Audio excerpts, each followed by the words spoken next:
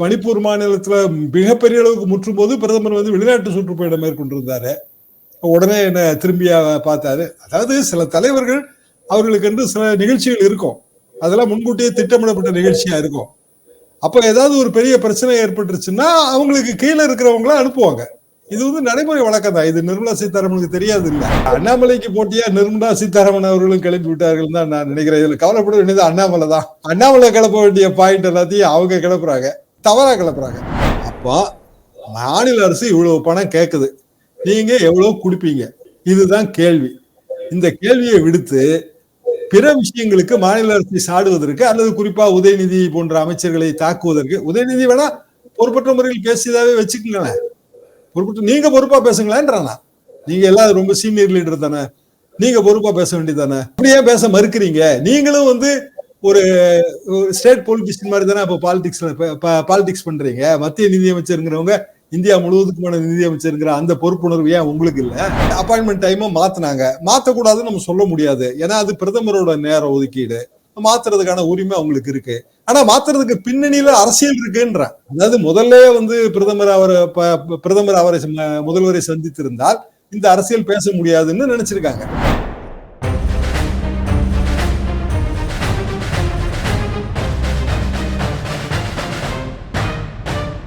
பெட்ரோலுக்ஸ் நெஞ்சங்களுக்கு வணக்கம். நான் உங்கள் கார்த்திக். இன்றைய பொலிட்டிக்கல் பல்ஸ் நிகழ்ச்சியில் நம்முடைய இணைந்திருப்பவர் மூத்த பத்திரிகையாளர் திரு தராசு ஷியாம் அவர்கள். வணக்கம் சார். வணக்கம் கார்த்திக். சார், தமிழக அரசியல் ரொம்ப பரபரப்பாக ஆயிட்டு இருக்கு. காரணம், நேற்றைய தினம் நடந்த அந்த பொன்முடி அவர்களுடைய அந்த வழக்கு. அதைத் தொடர்ந்து இன்றைய தினம் வந்து பார்த்தீங்கன்னா நிர்மலா சீதாராமன் அவர்களின் இந்த பேட்டி, செய்தியாளர் சந்திப்பு வந்து ரொம்ப காரசாரமாக போச்சு அப்படின்னு சொல்லலாம். காரணம், அவங்க அரசு ரீதியாக பேசாமல் அரசியல் ரீதியாக நிறைய விஷயங்கள் பேசியிருக்காங்க. குறிப்பாக சொல்லணும்னா உதயநிதி அவர்களுக்கு பதில் கொடுக்கறதாக நினைத்து ஒரு விஷயம் சொன்னாங்க. உங்கள் அப்பா வீட்டு காசா, அதான் நீ சொத்து இது பதவி சுகம் அனுபவிக்கிறியா அப்படின்னு நம்ம கேட்கலாம், ஆனால் நம்ம கேட்க முடியாது அப்படின்றத கேட்டுட்டு கேட்காம விட்ட மாதிரி ஒரு விஷயம் பண்ணாங்க. அப்புறம் வானிலை முன்னெச்சரிக்கை வந்து முறையாக வழங்கப்பட்டது அப்படின்ற விஷயங்கள்லாம் சொல்லியிருந்தாங்க. 4000 கோடி என்னாச்சு அப்படின்னு முன்னுக்கு பின்முறைனா இந்த அமைச்சர்கள்லாம் பேசுகிறாங்க அப்படின்னு நிறைய விஷயங்களை திமுக அரசை சாடுறது மாதிரி நிறைய விஷயங்கள் பேசியிருந்தாங்க. அந்த பேட்டியை நீங்களும் பார்த்துருக்கீங்க. உங்களுடைய பதில் என்னவா சார் இருக்கு? இந்த 4000 கோடி ரூபாய் விவகாரத்தில் நிர்மலா சீதாராமன் அவர்கள் கருத்தை நான் ஏற்றுக்கிறேன். ஏன்னா அமைச்சர்கள் வந்து முன்னுக்கு பின் முரணா தான் பேசினாங்க. முதல்ல வந்து 90% செலவாயிடுச்சுன்னு சொன்னாங்க. அதுக்கு பிறகு அது இல்லைன்னு நேரு சொன்னார். அது சரிதான், அமைச்சர்களுக்கு இடையில ஒரு கம்யூனிகேஷன் கேப்.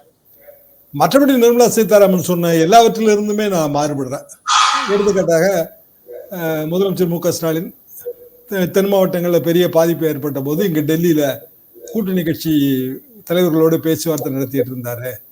அப்படின்னா கர்நாடகாவில் தேர்தல் பிரச்சாரம் நடக்கும்போது நரேந்திர மோடியும் அமித்ஷாவும் அங்கே இருந்தாங்க.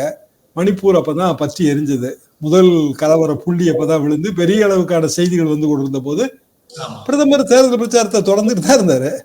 அமித்ஷா மட்டும் அங்கே போயிட்டு திருப்பி வந்து ஜாயின் பண்ணிக்கிட்டாரு. அது பிறகு எவ்வளவு நாள் பிரதமர் பேசாம இருந்தாரு? அது பிறகு மணிப்பூர் மாநிலத்துல மிகப்பெரிய அளவுக்கு முற்றும் போது பிரதமர் வந்து வெளிநாட்டு சுற்றுப்பயணம் மேற்கொண்டிருந்தாரு. உடனே என்ன திரும்பியா பார்த்தாரு. அதாவது சில தலைவர்கள் அவர்களுக்கு என்று சில நிகழ்ச்சிகள் இருக்கும், அதெல்லாம் முன்கூட்டியே திட்டமிடப்பட்ட நிகழ்ச்சியா இருக்கும்.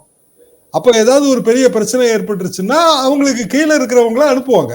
இது வந்து நடைமுறை வழக்கம் தான். இது நிர்மலா சீதாராமனுக்கு தெரியாது இல்ல. மத்திய அரசுலயும் இது நடக்கும், மாநில அரசுலயும் இது நடக்கும். அப்போ இந்தியா கூட்டணி கூட்டத்துக்கு ஸ்டாலின் போடுறதுதான் இவங்களுக்கு தப்பா தெரியுது. அப்ப இன்னமும் இந்தியா கூட்டணியை பார்த்து ஒரு டர் இருக்குன்னு தான் நான் இதை புரிஞ்சுக்கிறேன்.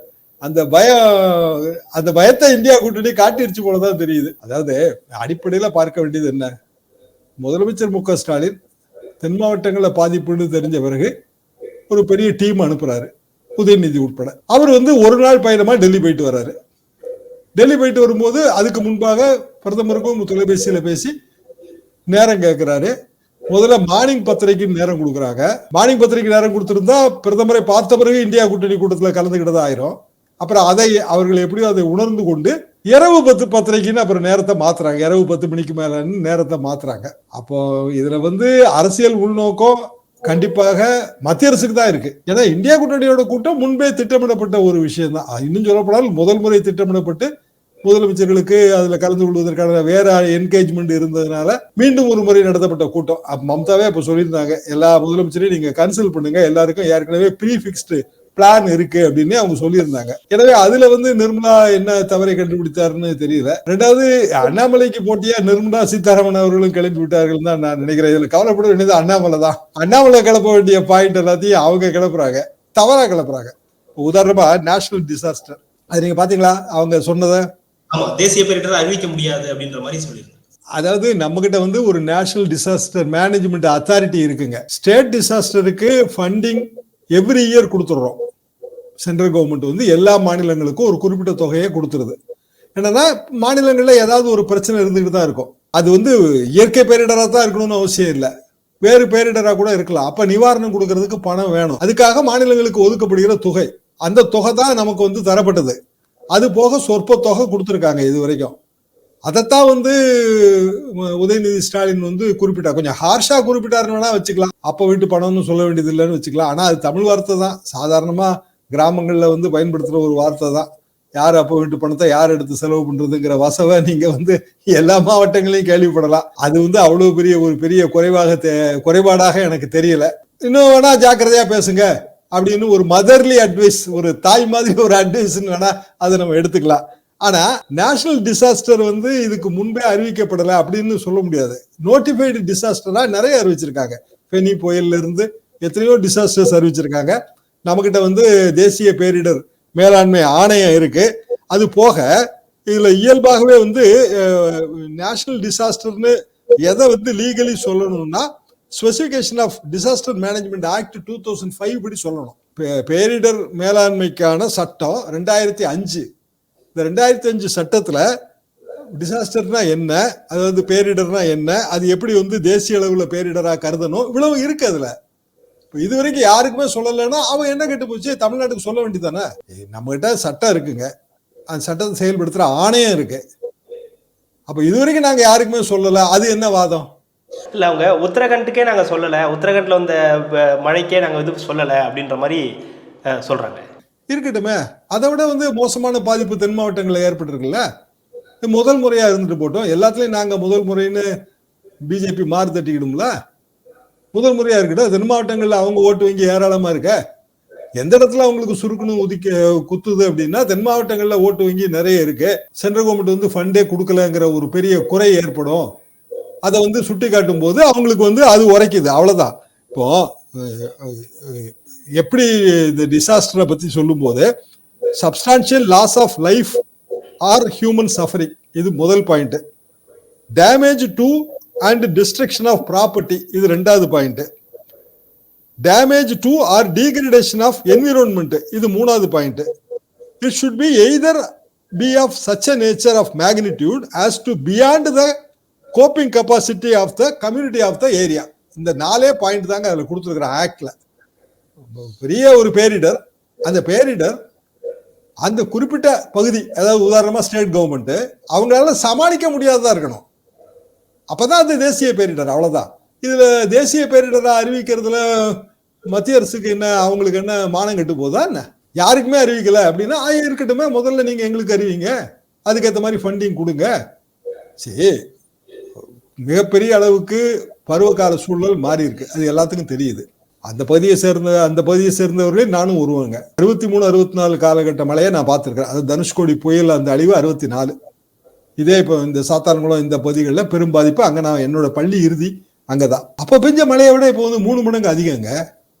இதே சாத்தான்குளம் ஏரியால மகாராஷ்டிரா மாநிலத்தை சேர்ந்த ஒரு மத்திய அமைச்சர் ஒருவரின் மகன் திடீர்னு ஹெலிகாப்டர்ல இறங்கினாரு போன வாரம், மர்ம ஹெலிகாப்டர். அதுக்கு 10 நாளைக்கு முன்னாடியே ஹெலிபேட்லாம் போட்டு மிகப்பெரிய ரோடெல்லாம் போட்டு, மாநில அரசுக்கே தெரியாது, அனுமதியும் கிடையாது. அவர் இறங்கி அதுக்கு அவருக்கு பெரிய பாதுகாப்பு, அந்த பாதுகாப்பு படை வீரர்கள் சூழ அந்த கார்ல கிளம்பி போய் பூமி பூஜை நடத்தினாங்க. ஏன்னா அங்க ஏதோ ஒரு பெரிய கட்டுமானம் ரிசார்ட் மாதிரி பண்ண போறாங்க, அதுக்கு அவங்க ஹெலிகாப்டர்ல வர்றாங்க. அப்படியெல்லாம் வர தெரியுது இல்ல. இது யாருமே இதை இது பண்ணவே இல்லை. இன்னும் சொல்ல போனா இதுக்கு என்ன அனுமதி, எந்த அமைச்சர், அவருக்கு எப்படி இந்த பணம் வந்துச்சு, இந்த கேள்வியெல்லாம் கேட்கலாம்ல. அந்த ஹெலிகாப்டரை மாநில அரசு சிறைப்பிடித்து வைத்திருந்தா என்ன பண்ணிருப்பாங்க, எங்கிட்ட அனுமதியை வாங்கலன்னு. அப்படி மத்திய அரசோட மோதணும் அப்படிங்கிற ஒரு நோக்கத்தோட மாநில அரசு செயல்படல. பிராக்டிக்கலா நம்மளால சமாளிக்க முடியாத அளவுக்கு நம்மகிட்ட ஃபைனான்ஸ் பத்தாத, நம்ம ஃபைனான்ஸ்ல செய்ய முடியாத அளவுக்கான டேமேஜ் அங்க ஏற்பட்டு போச்சுங்க. தூத்துக்குடி, திருநெல்வேலி அந்த மாவட்டங்களில் ஏற்பட்டு போச்சு. அப்ப கண்டிப்பா மத்திய அரசோட தாராளமான நிதி உதவி தேவை. மத்திய அரசு தரல, இது வரைக்கும் தர மாதிரியும் தெரியல. எனவே மாநில அரசு வலியுறுத்தி கேட்குது. ஏன்னா இதுக்கு பழைய உதாரணம் இருக்கு. கஜா புயல் வந்து தஞ்சாவூர் டெல்டா இந்த பகுதிகளில், அதுவும் எனக்கு ஒரு பார்ட் நேட்டிவ் மாதிரி தாங்க, அங்க வந்து கஜா புயல் அடிச்சப்ப இதே நிர்மலா சீதாராமன் அங்க வந்தாங்க. மத்திய நிதியமைச்சர், நிதியமைச்சரா பாதுகாப்புத்துறை அமைச்சரான ஞாபகம் இல்ல, பாதுகாப்புத்துறை அமைச்சர் தான் நினைக்கிறேன். 2018 அந்த காலகட்டம், அதாவது 5 வருஷத்துக்கு முன்னாடி வந்து பயங்கரமா பெரிய கூட்டங்கள் எல்லாம் போட்டு தென்னங்கன்றெல்லாம் கொடுத்துட்டு, இனிமேல் வந்து எல்லா பாதிப்புகளையும் வந்து மத்திய அரசே வந்து சமாளிக்கும் இந்த கஜா புயல். அப்போ அதிமுக ஆட்சி தேசிய பேரிடர் மாதிரியான ஒரு பெரிய பேரிடர் தான் ஆய்வுன்னு ரொம்ப பயங்கரமா வார்த்தை ஜாலம்லாம் பண்ணிட்டு போயிட்டாங்க. போனதுதான். அது வரும் ஒண்ணுமே வரல, பணமும் வரல, எதுவும் வரல, எங்களுக்கு நிவாரணமும் கிடைக்கல. இன்னைய தேதி வரைக்கும் கஜா புயலால வாழ்வாதாரம் இழந்த தென்னை விவசாயிகளை நீங்க பார்க்கலாம். அந்த சங்கத்துல நானும் ஒரு உறுப்பினர். இதுக்காக என்ன சொல்ல வரேன்னா, நிர்மலா சீதாராமன் எல்லாம் தெரிஞ்ச மேதாவி மாதிரியே தான் எப்பவும் பேசுவாங்க. ஆனா பல நேரங்கள்ல அவங்க வந்து நிதர்சனமான நிலைமையை புரிஞ்சுக்கிறதுக்கு வந்து கோட்டை விட்டுருவாங்க. ஏன்னா central government has examined proposals in the past to define a national டிசாஸ்டர்னு தெளிவா அந்த ஆக்ட்ல இருக்கு. இது மாதிரி ஒரு தேசிய பேரிடராக அறிவிக்கக்கூடிய ப்ரொபோசல்ஸை சென்ட்ரல் கவர்மெண்ட் வந்து எக்ஸாமின் பண்ணிருக்கு, அதை பரிசீலித்திருக்கு. However, there is no provision, executive or legal, to declare a national calamity as a national calamity. இதுதான் ஆக்டுங்க. அதாவது இது வரைக்கும் அதுக்கான ஒரு வழிமுறை இல்லை. நம்ம 2005 சட்டம் போட்டோமே தவிர, என்ன தேசிய பேரிடருங்கிற டெஃபினிஷன் கொடுத்துட்டோமே தவிர, அதுக்கான எக்ஸிக்யூட்டிவ் வழிமுறையை நம்ம செய்யல. அது யார் தப்புன்னு கேட்கிறேன். யூபிஏ கவர்மெண்ட் தப்பாவே இருக்கட்டுமா? நீங்க 2014 இருந்து நீங்க ஆட்சியில் இருக்கீங்கல்ல, அதுக்கான வழிமுறைகளை நீங்க சொல்ல வேண்டியதானே. இந்த சட்டத்தின் கீழே இந்த மாதிரி இருக்கணும், எக்ஸிக்யூட்டிவ் ஆர்டர் இப்படி இருக்கணும், இதோட லீகல் நேச்சர் இப்படி இருக்கணும், அப்படி இருந்தா நேஷனல் கலாமிட்டியா டிக்ளேர் பண்ணலாம் அப்படின்னு சட்டத்துக்குள்ள வந்து ரூல்ஸை ஃப்ரேம் பண்ண வேண்டியதானே. சட்டம் மட்டுமே எப்பவுமே செல்லாதுங்க. சட்டத்துக்கு வந்து ரூல்ஸ் அண்ட் ப்ரொசீஜர் வேணும். நீங்க பார்லிமெண்ட்ல பாஸ் பண்ண உடனே அது அமலுக்கு வந்துருச்சுன்னு நினைக்கிறீங்களா? அதுக்கு வந்து ரூல்ஸ் ப்ரொசீஜர் எல்லாம் போட்ட பிறகுதான், அதை நோட்டிஃபை பண்ணி கசட் கொண்டு வந்த பிறகுதான் சட்டம் அமலுக்கு வரும். அப்ப இந்த சட்டத்தை நம்ம போட்டோமே தவிர இது வரைக்கும் அதை பண்ணல, ரூல்ஸ் அண்ட் ப்ரொசீஜர் பண்ணலங்கும் போது இயல்பாக வந்து யாருக்குமே அனௌன்ஸ் பண்ணலன்னு தான் வரும். அப்படி பண்ணாட்டா தான் என்னங்கிறதா என்னோட கேள்வி. இப்ப ரூல்ஸ் அண்ட் ப்ரொசீஜர் போடுங்க, அப்படி இல்லைன்னா இது ஒரு ஸ்பெஷல் இதா எடுத்துக்கிட்டு பண்ணுங்க. உங்க ஓட்டு வங்கி இருக்குல்ல, ராமநாடுல வந்து பிரதமர் மோடி போட்டி போடுவாருங்கிற வதந்தி எல்லாம் யாரு கிளப்பி விட்டாப்போ? போட்டி போட போறாரா இல்லையா? இவ்வளவு கேள்வி வரும்ல இதுல. வெறுமனே வந்து ஒரு நிவாரணம் கேட்டா அந்த நிவாரணத்தை விடுத்து அரசியல் பேசுறதுதான் அதோட பணின்னா, மக்களுக்கு ஏற்பட ஒரு நிருபர் கேட்டாரு, இதுல நீங்க 2 பேரும் சண்டை போட்டுக்கிறீங்களா, இதுல வந்து மக்கள் தானே பாதிக்கப்படுறாங்கன்னா நாங்க ஒன்றும் சண்டையா போடலன்னு சண்டை போட்டுக்கிட்டே பதில் சொல்றாங்க. இல்லை, அவ்வளோ நேரம் அவங்க பேசுனது பூராவே அந்த நோக்கமே வந்து சண்டை போடுறதா தான் இருந்தது. கடைசியாக நாங்கள் ஒன்றும் சண்டை போடலை அப்படின்றதையும் சொல்லியிருந்தாங்க. இன்னொரு விஷயம், 2015 இந்த தமிழக அரசு என்ன பாடம் கற்றுக்குச்சு அப்படின்ற ஒரு கேள்வியை வந்து அவங்க வச்சுருந்தாங்க. ஏன்னா இப்போ இதை வந்து ஒரு பெரிய புயல் பேரிடர் அப்படின்லாம் சொல்கிறாங்க. ஆனால் 2015 என்னதான் பாடம் கற்றுக்கிட்டீங்க அப்படின்ற ஒரு கேள்வியை வந்து அவங்க முன்னெடுச்சிருந்தாங்க திமுகவுக்கு. உத்தரகாண்ட்ல நிலச்சரிவு இது முதல் தடவை ஏற்படுதா? இதுக்கு முன்னாடி எத்தனை வாட்டி ஏற்பட்டிருக்கு? அப்ப என்ன பாடம் கத்துக்கிட்டாங்க? வேகரிஸ் ஆஃப் நேச்சர், இயற்கை பேரிடர்ங்கிறது அளவுக்கு அதிகமா கூடுது. அப்ப வந்து மனித குலமே பாடம் கத்துக்க வேண்டிய நிலைமையில இருக்கு. ஆனா நம்ம கத்துக்கிட்டோமானா இல்ல. கட்டுமான பெருக்கம், நீர்வழித்தடங்களோட ஆக்கிரமிப்பு, இப்படி பல காரணங்கள் அதுல இருக்கு. அதனால ஒரு அரசு தான் பாடம் கத்துக்கிடுச்சு, என்ன பாடம் கத்துக்கிட்டீங்கிற கேள்வி எல்லாம் வந்து ஒரு ப்ரொஃபசர் மாதிரி நிர்மலா சீதாராமன் கேட்க கூடாது. மத்த மாநிலங்கள் என்ன பாடம் கத்துக்கிடுச்சு? நான் குறிப்பா கேட்கிறேன், உத்தரகாண்ட் மாநிலம் என்ன பாடம் கத்துக்கிடுச்சு? இப்ப சுரங்கத்துல தொழிலாளர்கள் மாட்டிக்கிட்டு நம்ம மீட்டு எடுத்தீங்க, நல்ல விஷயம் தான், பாராட்டுறோம். ஆனா இந்த சுரங்கத்துக்குள்ள இப்படி மாட்டிக்கிட்டு இது முதல் முறையா? ஏதோ காரணங்கள்.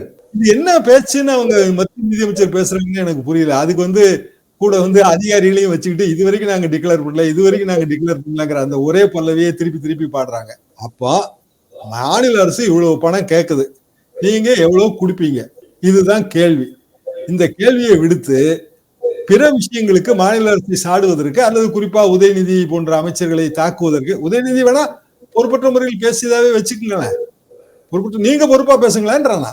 நீங்க எல்லாம் ரொம்ப சீனியர் லீடர் தானே, நீங்க பொறுப்பா பேச வேண்டியதானே? அப்படியே பேச மறுக்கிறீங்க. நீங்களும் வந்து ஒரு ஸ்டேட் பொலிட்டிஷியன் மாதிரி தானே இப்ப பாலிடிக்ஸ் பண்றீங்க. மத்திய நிதியமைச்சருங்கிறவங்க இந்தியா முழுவதுக்குமான நிதி அமைச்சருங்கிற அந்த பொறுப்புணர்வு ஏன் உங்களுக்கு இல்ல? களப்பணியில வந்து வீரர்கள்லாம் வந்து முதலமைச்சருக்கு முன்னாடியே வந்து நாங்க இறக்கி விட்டுட்டோம்.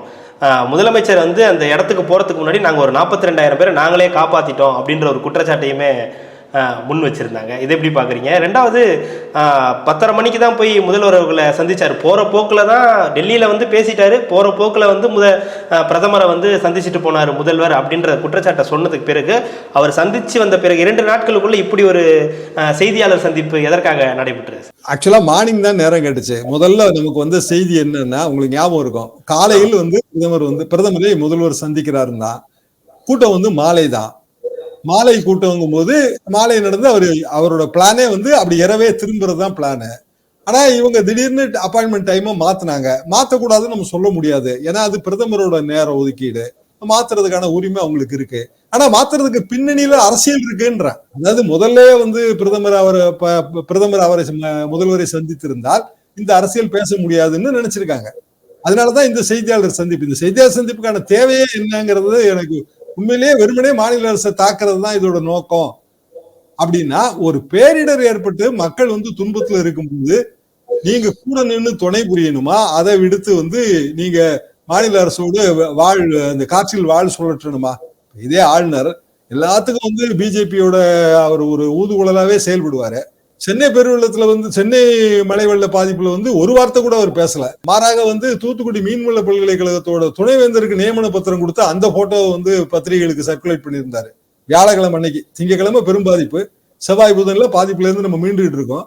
வியாழக்கிழமை வந்து துணைவேந்தர் நியமனம் கொடுக்கிறாரு. ஒரு வார்த்தை கூட பேசல அவர். இன்னும் சொல்ல போனா அதுக்கு பிறகு இந்த தென் மாவட்டம் பாதிப்பு ஏற்படும் போது எல்லா நிவாரண பணியெல்லாம் அங்க நடந்துகிட்டு இருக்கு. அதிகாரிகள் இருக்காங்க, மத்திய அரசின் நிவாரண வீரர்களும் இருக்காங்கன்னே வச்சுக்கோமே. ஆனா இவர் என்ன பண்ணாரு ஆளுநர்? இங்க வந்து ஒரு கூட்டம் போட்டாரு, போட்டி கூட்டம் மாதிரி. அதாவது அரசியல் கட்சி வந்து ஒரு ஊர்ல ஒரு கூட்டம் போட்டா மறுநாள் இன்னொரு கூட்டம் போட்டு அதுக்கு பதிலடி கொடுப்பாங்கல்ல, அந்த மாதிரி இவர் இன்னும் ஒரு கூட்டம் போட்டு அதுல வந்து ஸ்டேட் கவர்மெண்ட் ஆளுகளையும் கூப்பிட்டாரு, சென்ட்ரல் ஏஜென்சிஸ் பூராத்தையும் கூப்பிட்டாரு. ஸ்டேட் கவர்மெண்ட்ல இருந்து யாரும் போல, ஏன்னா போறதுக்கு ஆளே இல்லை, எல்லாரும் அங்க இருக்காங்க, பாதிக்கப்பட்ட தென் மாவட்டத்துல இருக்காங்க. ஒரு நாள் பூரா ஒரு கூட்டம் நடத்திட்டு அது எல்லாரும் வீட்டுல பத்திரமா இருங்க, குறைகள் வீட்டுக்கு அனாவசியமா வெளியில நடமாடாதீங்க, இதுதான் ராஜ்பவன்ல இருந்து வந்த அறிக்கை. இதுதான். அப்போ ஆளுநர் வந்து யாரு? மத்திய அரசால் நியமிக்கப்பட்டவர் தானே. அவர் வந்து இவ்வளவு பணம் நான் வாங்கி தரேன், இல்லைன்னா வாரத்துக்கு ஒரு வாட்டி டெல்லி போறாரு. டெல்லி போய் பிரதமரை சந்திக்கிறது, இல்ல இந்த பாதிப்புலாம் எடுத்து சொல்றது, அப்படி ஏதாவது ஆக்கப்பூர்வமா செஞ்சாங்களா? அடுக்களை அரசியல் செய்வதும் இந்த மாதிரியான அலப்பறை அரசியல் செய்வதும் நிர்மலா சீதாராமன் மாதிரியான ஒரு உயர்ந்த பொசிஷன்ல இருக்கிறவங்களுக்கு அழகல்ல. 6,000 ரூபாயை வந்து ஏன் ரொக்கமா தரீங்க? நீங்க தான் வங்கி கணக்கெல்லாம் வச்சிருக்கீங்களா, அதுல போட்டு விட எதுக்காக நீங்க 6,000 ரூபாய் ரொக்கமா தரீங்கன்னு ஒரு கேள்வி வைக்கிறாங்க சார். இந்த கேள்விக்கு உயர்நீதிமன்றம், சென்னை உயர்நீதிமன்றம் விட சொல்லிருச்சு. அதெல்லாம் படிக்கிறாங்களா, பேப்பர் பார்ப்பாங்களா, இல்ல டிவி பார்ப்பாங்களானே தெரியல. இது ஒரு வழக்கே போட்டாச்சு. வழக்கு போட்ட உடனே சென்னை உயர்நீதிமன்றம் தெளிவா சொல்லிருச்சு, 6,000 ரூபாய் ரொக்கமா தான் தரணும். ஏன்னா அவங்களுக்கு வந்து வங்கி கணக்கு போட்டு அதை எடுக்கிறதுக்கான வாய்ப்பு கூட இருக்காது, பெரிய அளவுக்கு வந்து பாதிப்பு இருக்கு, ரொக்கமா கொடுக்கறதா தவறு இல்லை, ரொக்கமா கொடுக்கலான்னு அனுமதி கொடுத்த பிறகுதானே மாநில அரசு ரொக்கமா கொடுக்குது. அதான் உடனே வழக்கு போட்டாச்சு. அதையும் அவங்க படிக்காம வந்து பேசியிருக்காங்கன்றது அப்பட்டமா நமக்கு தெரியுது. பார்த்தாலும் தெரியும். இதெல்லாம் சமீபத்தில் நடந்த செய்திகள் தானே, பொதுமக்களுக்கே எல்லாத்துக்குமே தெரியுமாங்க. நிர்மலா சீதாராமன் கேள்விகள்லாம் நம்மள மாதிரி மூத்த பத்திரிகையாளர்களே பதில் சொல்ல வேண்டாம், சாதாரண ஜனங்களே சொல்லுவாங்க. காரணம் எல்லாமே ஒரு 7 நாளைக்குள்ள நடந்த விஷயம் தான். ஒட்டுமொத்தமாக இந்த செய்தியாளர் சந்திப்பை நீங்க எப்படி பாக்குறீங்க? எதற்காக இந்த செய்தியாளர் சந்திப்பு அப்படின்னு நீங்க நினைக்கிறீங்க? தேவையற்ற செய்தியாளர் சந்திப்பு. அரசியல் ரீதியாக வந்து நிர்மலா சீதாராமன் இந்த தென் மாவட்டங்கள்ல அவங்களுக்குன்னு ஒரு ஓட்டு வங்கி இருக்கு, அந்த ஓட்டு வங்கி சிதைப்பட்டு விடக்கூடாது என்பதற்காக அவர்கள் நடத்தி இருக்கிறார்கள் தான் நான் நினைக்கிறேன். ஏன்னா செய்தியாளர் சந்திப்போட அதே காலகட்டத்தில் வந்து அண்ணாமலையும் மத்திய அமைச்சர் முருகனும் நிர்மலா சீதாராமனை சந்திச்சு பேசுறாங்க. அப்போ நியாயமா வந்து அவங்களும் இங்க இருந்திருக்கலாம், இந்த செய்தியாளர் சந்திப்புல இருந்து அவங்களும் சொல்லியிருக்கலாம். ஆனா அப்படியும் இல்ல, நிர்மலா சீதாராமன் மட்டும் இருக்காங்க. ப்ராபபிலி அண்ணாமலைக்கு வைக்கிற செக்கா அதுவும் எனக்கு தெரியல. ஏன்னா மத்திய குழு வந்து சென்னை மழை வெள்ள நிவாரண பணிகள்ல சுணக்கம் இல்ல, வேகமா தான் அரசு செயல்பட்டு இருக்கு, ஆனா பாதிப்பு ரொம்ப பெருசு அப்படின்னு சொல்லியதே வந்து பிடித்திருக்காது அவங்களுக்கு, வந்து அது பிடித்தமானதா இருந்திருக்காது. அதையும் தாண்டி வந்து சென்னையெல்லாம் ஒரு ஒண்ணுமே இல்லைன்னு சொல்ற அளவுக்கு பெரிய அளவுக்கான மழை பாதிப்பு வந்து நமக்கு தென் மாவட்டங்களில் ஏற்பட்டது. சென்னையெல்லாம் நத்திங். ஆக்சுவலா தென் மாவட்டத்துக்காரங்கிட்ட கேட்டீங்கன்னா சென்னையெல்லாம் நத்திங்க, நீங்க கஷ்டமே படலன்றாங்க. என்னோட சொந்த சகோதரிகள், அதாவது சித்தி சித்தப்பா முறையில் உள்ள சகோதரிகள் வீடுகள் எல்லாமே இடுப்பளவுக்கு தண்ணிங்க. அங்க எல்லாமே திருநெல்வேலி செட்டில்டு, அவங்க எல்லாமே காலங்காலமா பரம்பரை பொறுமையா திருநெல்வேலி தான் இருக்குங்க. அது பாதிப்பு ஏற்பட்டு அது வடிகிறதுக்கே 3 நாள் ஆச்சு. எல்லாமே பக்கா டவுனுக்குள்ள இருக்கிற ஏரியாங்க. பக்கா டவுனு, நிலையப்பர் கோயிலுக்கு அடுத்தாப்புல இருக்கு, சந்தி பிள்ளையார் கோயில் சொல்லுவாங்க. அந்த ஏரியால இருக்கிறவங்க எத்தனையோ ஆண்டு காலமாக அங்க வாழ்றாங்க. எங்களுக்கே பூர்வீக வீடு சிந்து குதிரையில உண்டுங்க. அதுல ஒரு 100 வருஷத்துக்கு முன்னாடி வந்த ஒரு மலை கோடு போட்டு வச்சிருப்பாங்க. அப்பதான் அந்த அளவுக்கு வெள்ளம் வந்துச்சுன்னு ஒரு கோடு, அது இப்பவும் இருக்குங்க, கோடு போட்டிருப்பாங்க. அதை என்னோட பாட்டி அதை காட்டி இவ்வளவு பெரிய மழை வந்துச்சு, பெட்டி எல்லாம் இங்க மேந்து வந்துச்சுன்னு 100 வருஷத்துக்கு முன்னாடி, 100-120 வருஷம் கூட இருக்கும், அதுக்கு முன்னாடி நடந்த மழை வெள்ள பாதிப்பு அவங்க சுட்டி காட்டுவாங்க. அதை தாண்டியும் வந்தது திருநெல்வேலியில. இப்ப இருக்கிற ஒரு ஈவன் ஒரு 70-80 வயதானவர்களுக்கு கூட நினைவுல இல்லாத அளவுக்கான ஒரு வெள்ளம், அவ்வளவு பெரிய மழை. சமீப காலமாக நம்ம சந்தித்திராத மழை. ஒரே நாள்ல 30 மணி நேரத்துக்குள்ள 100 சென்டிமீட்டர் மழைங்கிறதெல்லாம் யாராலையுமே எதிர்பார்க்க முடியாது. கணிக்க தவறியது வானிலை மையம்னு சொன்னதுல ரொம்ப கோபம் நிர்மலா சீதாராமனுக்கு. ஏன்னா அது மத்திய அரசு நிறுவனம். ஆனா கணிக்க தவறியதுங்கிறது தான் உண்மை. என்னன்னா நம்மகிட்ட இருக்கிற எல்லாமே ரொம்ப பழமையான கணிப்பு முறைகள், பழமையான. அன்புமணி அவர்கள் கூட இன்னைக்கு சொல்லியிருந்தார், சென்னை வானிலை ஆய்வு மையம் தேவையில்லை அப்படின்ற மாதிரி ஒரு பேட்டி கொடுத்திருந்தார் இன்றைய தினம். பிராக்டிகலாவே நான் ஒரு அக்ரிகல்ச்சர் காலேஜ் ஸ்டூடெண்ட். எனக்கு மீட்டரியாலஜி ஒரு சப்ஜெக்ட். ஆனா ஒரு சிங்கிள் சப்ஜெக்ட் தான், பெரிய அளவுக்கான நிபுணத்துவம்னு சொல்ல முடியாது. பேசிக்கா என்னோட சென்ஸ்லயே இது ரொம்ப புவர் எஸ்டிமேட்னு நான் நினைச்சேன். என்ன காரணம்னா, இப்ப நவ் காஸ்ட்ங்கிற டெக்னாலஜி எல்லாம் வந்துருச்சு. நீங்க எந்த ஃபாரின் கண்ட்ரி எடுத்து பார்த்தாலும் ஒரு 100-200 கிலோமீட்டர் தாண்டி நம்ம ஒரு ஊருக்கு போறோம் அப்படின்னா வெதர் செக் பண்ணி தான் போவாங்க. இத்தனை சென்டிமீட்டர் மழை பெய்யும் சொல்லுவாங்க, முன்ன பின்ன இருக்குமே தவிர அதீதமா மாறாது. இங்க இவங்க சொல்றதே ரேஞ்சு தான். கனமழை, அதிகனமழை. அதிகனமழைன்னா 21 சென்டிமீட்டர் மற்றும் அதற்கு மேல். பெஞ்சது எவ்வளவுன்னா 90 சென்டிமீட்டர், 100 சென்டிமீட்டர், 60 சென்டிமீட்டர், 70 சென்டிமீட்டர். அப்ப அது என்ன கணிப்பு? எப்படி அதை நம்ம அதுக்கான எப்படி முன் தயாரிப்பு வேலைகள் நம்ம ஈடுபட முடியும்? காலையில இருந்து மழை பெய்ய ஆரம்பிக்குது. நான் ஒரு சிம்பிளான கேள்வி கேட்கறேங்க. ரயில்வே மத்திய அரசு துறை தானே. திருச்செந்தூர்ல ரயில் கிளம்புதுங்க, அடுத்த ஸ்டேஷன் இல்லைன்னா அதுக்கு அடுத்த ஸ்டேஷன் ஸ்ரீகுண்டம் வரும். செய்திங்கநல்லூருங்கிறது அதுக்கு அடுத்தாப்புல வருங்க. அங்க பெரிய அளவுக்கு தண்டவாளம் அரிச்சு ரயில் போக முடியாத அளவுக்கு இருக்கு. அப்போ திருச்செந்தூர்ல இருந்து கிளம்புற ரயில நிறுத்தி இருக்கலாமாங்க. ஸ்ரீகுண்டத்துல அவங்க மாட்டி அவ்வளவு அவஸ்தப்பட்டு இருக்க வேண்டாமே. அவ்வளவு ஹெலிகாப்டர் கொண்டு போய் நம்ம நிவாரணம் கொடுத்துருக்க வேண்டாமே. அந்த ஹெலிகாப்டர் வேற எதுக்காக சர்வீஸ் பயன்படுத்தி இருக்கலாமே. திருச்செந்தூர்ல இருந்து ஜஸ்ட் ஒரு கொஞ்ச நேரத்துல ஸ்ரீகுண்டம் ஸ்டேஷன் வந்துருங்க. ஸ்ரீகுண்டம் ஸ்டேஷன்ல இருந்து கொஞ்சம் தாண்டி பெரிய அளவுக்கு தண்டவாளம் அரிப்பு. அப்ப அந்த அரிப்பை திருச்செந்தூர் ஸ்டேஷனுக்கு தகவல் சொல்ல முடியாத அளவுக்கு மோசமான தகவல் தொழில்நுட்பமா நம்ம இந்தியன் ரயில்வேல இருக்கு. இதுக்கு யார் பொறுப்பு? யோசிச்சு பாருங்க. நீங்க அந்த ஏரியா தெரிஞ்ச எல்லாருக்கும் இது புரியுங்க. ரொம்ப பக்கத்து பக்கம். அதாவது உதாரணமா இங்க ஒரு தாம்பரத்துல இருந்து ட்ரெயின் கிளம்புதுன்னு வைங்க, தாம்பரம் தாண்டி ஒரு ஸ்டேஷன் காட்டாங்குளத்தூர் ரயில்வே தண்டவாளம் அரிச்சிருக்குன்னா தாம்பரத்துல நீங்க ட்ரெயின் நிறுத்திட வேண்டியதானே. அப்ப அந்த மக்களுக்கு அவ்வளவு பெரிய துயரம் ஏற்பட்டு இருக்காதுங்களா. 3 நாள் உயிரை கையில பிடிச்சிட்டு தானே எல்லாரும் ரயில்ல உட்கார்ந்து இருந்தாங்க. பெரிய வேடிக்கை என்னன்னா, 100 வருஷத்துக்கு முன்னாடி வந்த ஒரு இதே மாதிரியான மழை வெள்ள பாதிப்பு பற்றிய ஒரு பத்திரிகை குறிப்பை எல்லாருமே பகிர்ந்திருந்தாங்க. அதுல இதே ஸ்ரீகுண்டம் ஸ்டேஷன்ல இதே மாதிரி ரயில் மாட்டி இருக்கு. அப்படியா? ஆமா, 100 வருஷத்துக்கு முன்னாடி 100 years பேக்னு ஒரு பத்திரிகை செய்தி குறிப்புங்க நான் வச்சிருக்கிறேன். அதுல இப்ப என்னென்ன பகுதியெல்லாம் பாதிச்சதோ அதுவும் இருக்கு. இப்ப பாதிச்ச மாதிரியே ரயிலும் பாதிக்கப்பட்டிருக்கிறது. இதே ரயில்வே ஸ்டேஷன், இதே ஸ்ரீகுண்டம் சுத்தி தண்ணி, யாராலையும் உள்ள போக முடியல. பட் இப்ப இருக்கிற தகவல் தொழில்நுட்பம், செல்போன் வசதி, இந்த இதுல ரொம்ப எளிதா அதை சமாளிச்சிருக்கலாம். திருச்செந்தூர் ஸ்டேஷனுக்கு தகவல் கொடுத்து ரயில் கிளம்ப வேண்டாயான்னு சொல்லியிருந்தாலே போதும். அப்ப அதை செய்யாத யார் தப்பு? அது ரயில்வே தப்பா இல்லையா? அதை சுட்டி காட்டினா ஏன் உங்களுக்கு கோவம் வருது? சுட்டி காட்டினாலும் கோவம் வரதான் சார் செய்யும். அப்புறம் என்ன செய்ய முடியும்? நிர்மலா சீதாராமன் எல்லாம் இப்படி பேசக்கூடாதுங்க. மிக்க நன்றி சார். இவ்வளவு நேரம் உங்களுடைய நேரத்தை ஒதுக்கி எங்களுக்காகவும் ரெட்ரோலுக்ஸ் நேயர்களுக்காகவும் பல்வேறு கருத்துக்களை பகிர்ந்தமைக்கு ரெட்ரோலுக்ஸின் சார்பாக மிக்க நன்றி.